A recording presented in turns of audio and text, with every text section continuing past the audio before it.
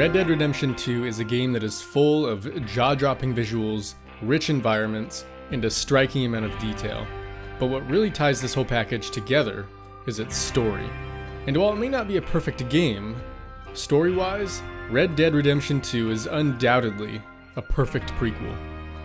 Now before we go any further, please bear in mind that the rest of this video will feature a heavy amount of spoilers. So if you have yet to finish the new Red Dead, it is very important that you stop watching, as the game will be far more enjoyable if you experience all of these things for the first time on your own.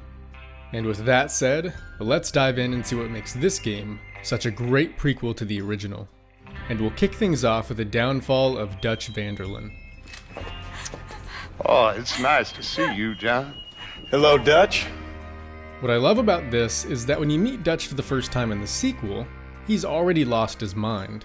But it's never really explained how he wound up that way. And that's why getting to see his transformation throughout the entirety of Red Dead Redemption 2 pays off so much, and actually adds a substantial amount of depth to the story of the first game. As we see through the perspective of Arthur, Dutch wasn't always the crazed killer who threw himself off the edge of a cliff at the end of the original.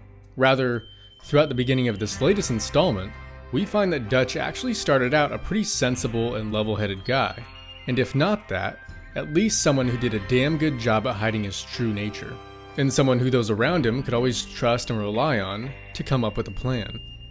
Before his transformation, Dutch even appears to be the type of leader who's more than willing to stick his neck out and put his own life on the line for any one of his companions. Examples of which can be seen quite a few times during the early stages of the game, as he makes a real effort to save characters like Jack and Sean, despite dangerous odds. You're right, we ain't too popular in Blackwater. We left a lot of money there. And young Sean, it seems. Sean, you found him. Yes, I have. He's being held by some bounty hunters, trying to see how much money the government will pay them. I know he's in Blackwater, but there's talk of them moving. Well, if we step foot in Blackwater... Well, then we're dead men for sure. There'll be Pinkertons all over the place, but if he's alive, we gotta try. Yeah, of course. It's you they want, Dutch. Always is. At the end of the day, it truly feels like Dutch is the one responsible for keeping the ship afloat. He's the guy who makes this ragtag gang of his feel like a family, and sometimes even more than that. Be well. I had fun with you today. I was gonna say you're like a son to me, but you're more than that. However, it's for the same reason that I think Dutch is also to blame for the theoretical sinking of this ship as well. And that's because the good old Dutch, as Arthur or John might call him, isn't around for all that long. Over the course of the game, we get to watch as he gradually plunges into insanity. And one of the things I really like about his downfall is that there isn't necessarily a right answer for what causes it, or for when exactly it all started. The game does a great job at giving the player a lot of subtle hints regarding the matter, but ultimately leaves it up to them to make their own assumptions concerning what it truly was that sent Dutch over the edge, both literally and figuratively. One of my favorite examples of which was this seemingly random encounter I had with him fairly early on. I expect you'll betray me in the end, Arthur. You're the type. That's so. You tell me.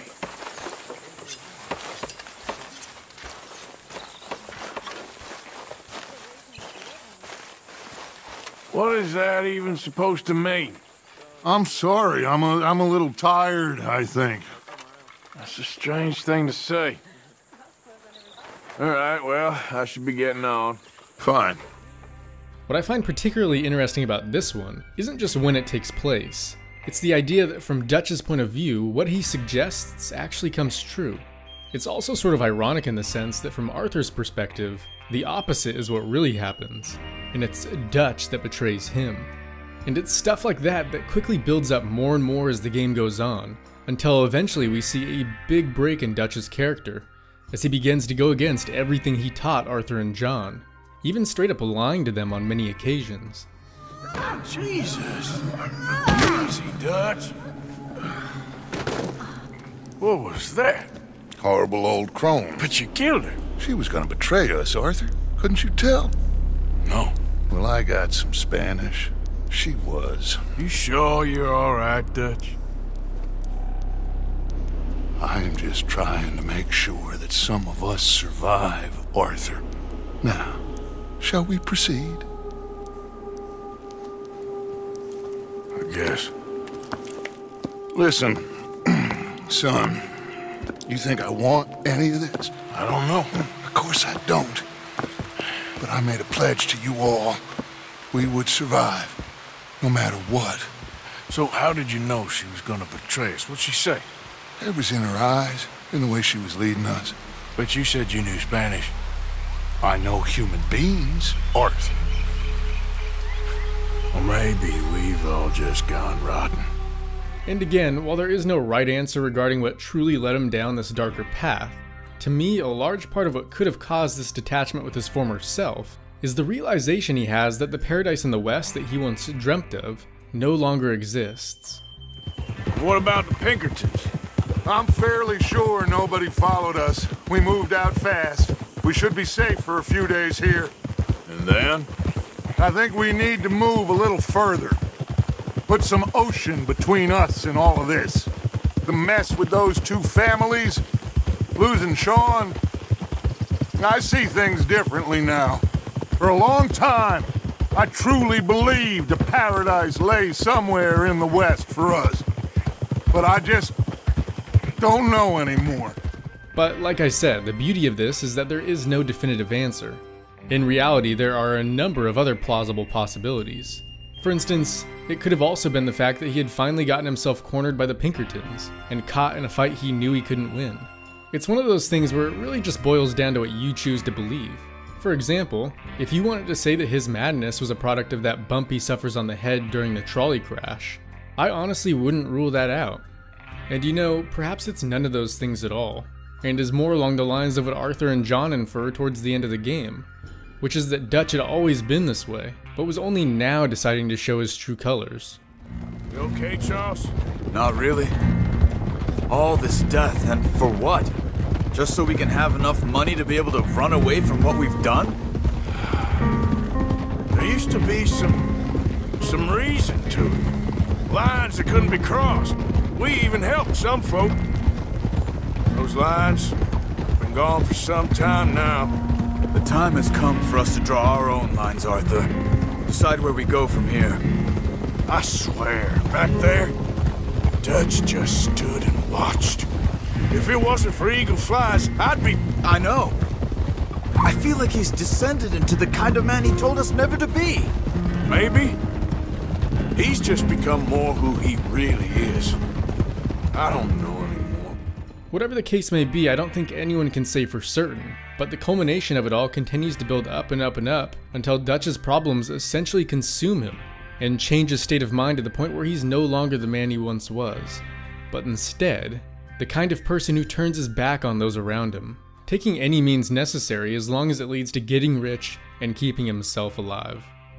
They came and took Abigail. I saved Jack. We hid, but they took Abigail. Who did? Agent Milton and his men took her to Van Horn to be put on a boat and tried for murder. I am sorry to hear that. We gotta let her go. John's, well, sorry, son. Without John, she's just bait. We got a bunch of money, Dutch. She's just a girl. They won't do nothing to her. But me and the boys know.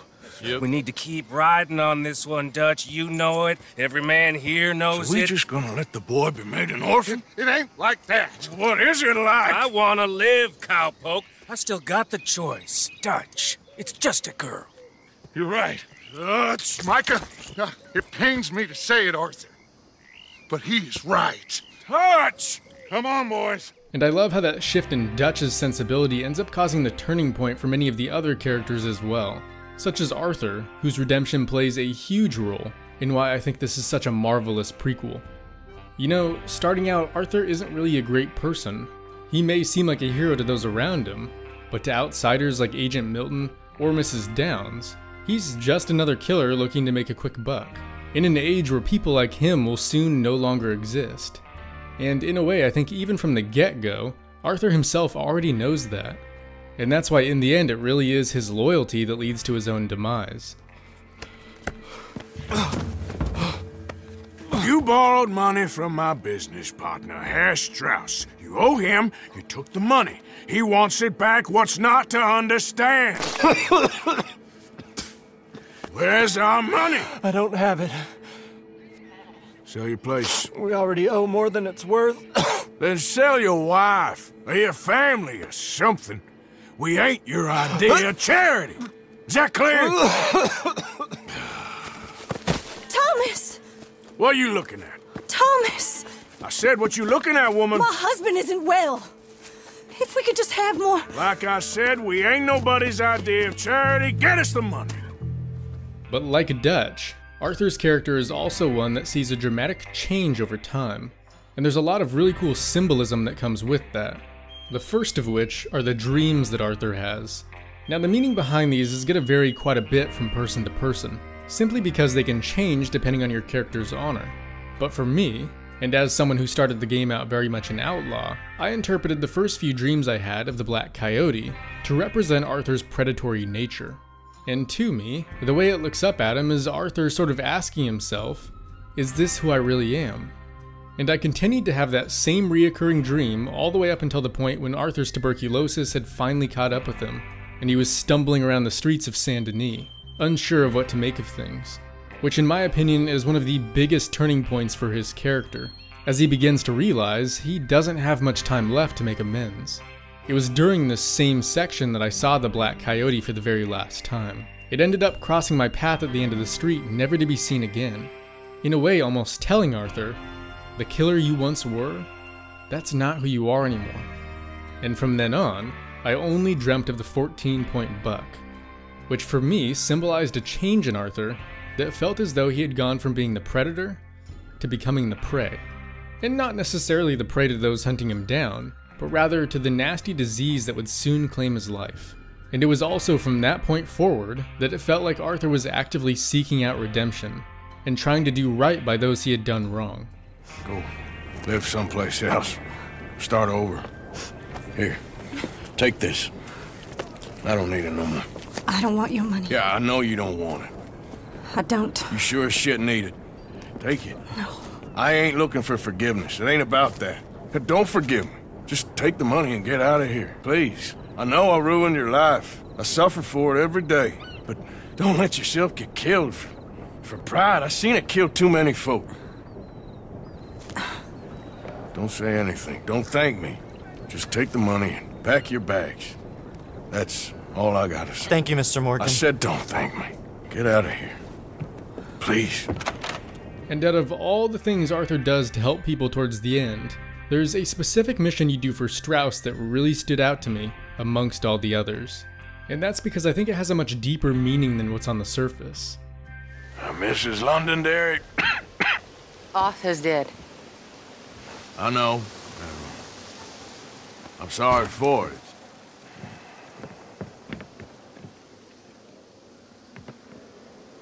It's just... we lent Arthur some money, you see, and... So it was you. You son of a bitch. What do you want now? You want my boy's shoes? You want the food out of our bellies, what little there is? You want me to lie down for you? No. Arthur gave everything to pay your bills. Everything. And now there's some fellas coming to take the house. There ain't nothing left, mister. I guess I was just coming to say that the debt's canceled. That's it. Good luck, ma'am. Well, thank you. I just wish you'd done it before he worked himself into the grave.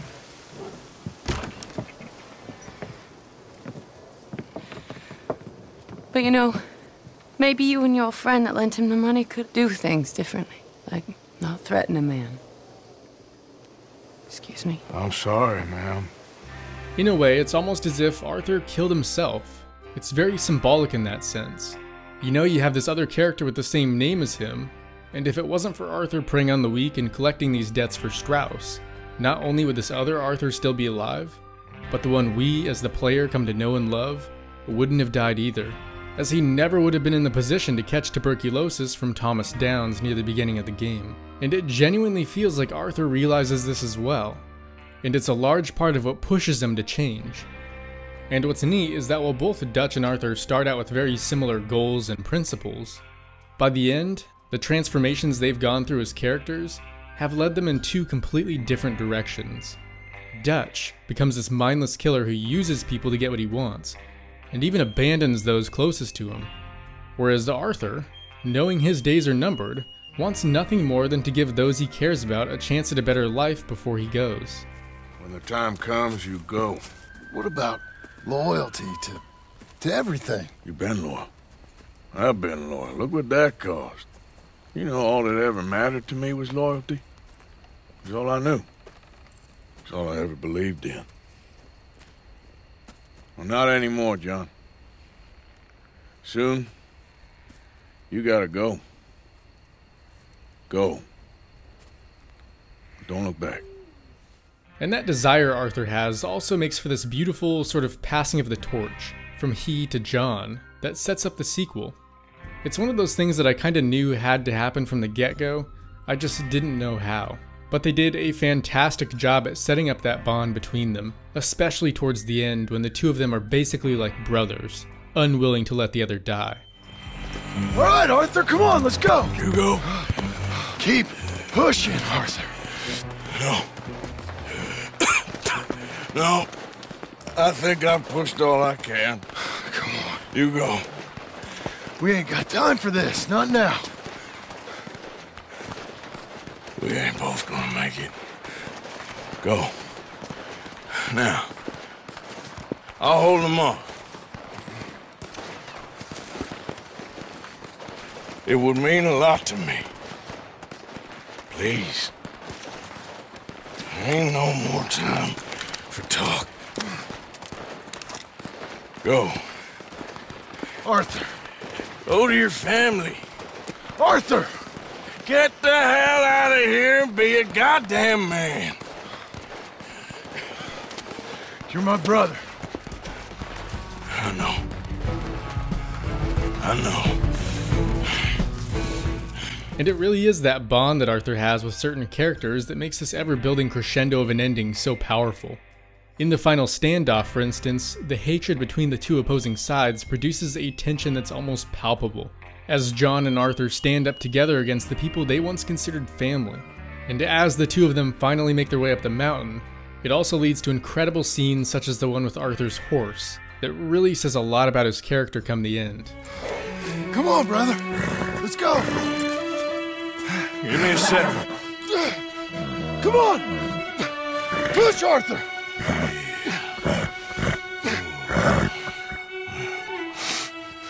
Thank you. Arthur! Come on, Arthur. Yeah, let's go. All of it does a fantastic job at building up to Arthur's final moments, and that's part of what makes his ending so meaningful. Following that sad scene of him riding back to camp for the last time, you know there's no going back. You know there's no getting out of this life alive for Arthur. But it's something that has to be done, for people like John and his family. Because to Arthur, that's all that matters anymore. In the end, he just wants to be able to say that he tried. That's the thing, he never really gives up on Dutch. But by that time, it's like he's looking for an island of reason in a sea of insanity. It is over. Now, Arthur. It's over. Oh, Dutch. He's a rat. You know it, and I know it. He's sick. He's dying. He's talking crazy. There, up there on the ridge. I gave you all I had. I did.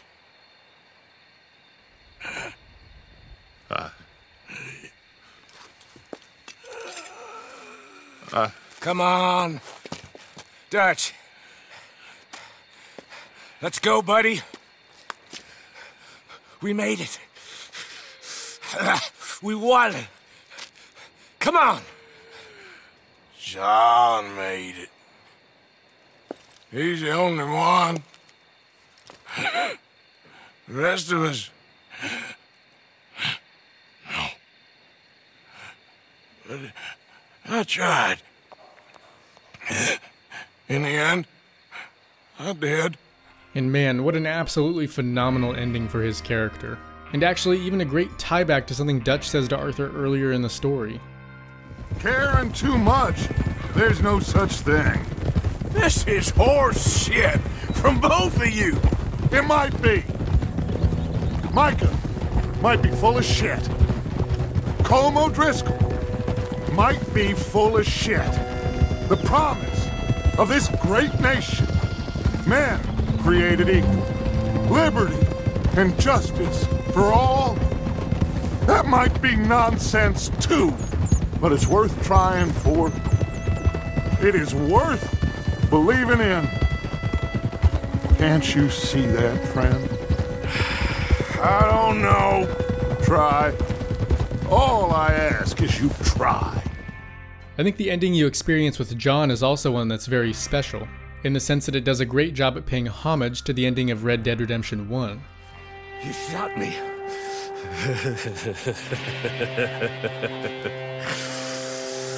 You shot me pretty good.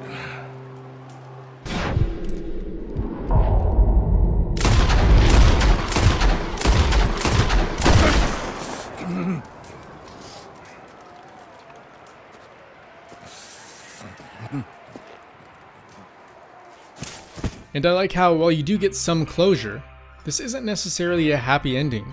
You know, killing Micah doesn't bring Arthur back. Just like killing Ross as Jack in the first game didn't bring John back. Overall, it's easily one of the best games this year, and a perfect example of how to do a proper prequel. But anyways guys, that's gonna wrap things up for this video. So let me know, did you find any interesting symbolism that I may have missed? And what are your thoughts on the game as a whole? Did you enjoy it more than the original? Or do you think there were still some areas where they could have made this story even better? Either way, thanks for watching, hopefully you did enjoy the video. And as always, I will see you in the next one.